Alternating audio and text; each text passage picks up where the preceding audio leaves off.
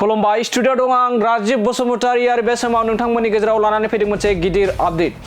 बे समाव रायजोनि गिबि मन्त्रि डक्टर हिमन्त बिश्व शर्मा बिथाङा क'क्राझार सहरनि साखाथियाव थानाय ग्रिनफिल्डनि जा अरुणोदय 3.0 राननाय हाबाफारियाव बाहागो लाफैनानै दिनै गोबां आइजोफोरनो दिनै अरुणोदय राननानै होगोन। मख'जाथावदि दिनैनिफ्राय बिटिसिआव अरुणोदय 3.0 बिथांखिनि मुलाम्फा मोनगोन। गिबि मन्थ्रिया दिनै बेखेवनो गोनां अरुणोदय 3.0 बिथांखिनि मुलाम्फाखौ बिटिसिनि गासै 4,50,000 आइजोफोरा मोनगोन।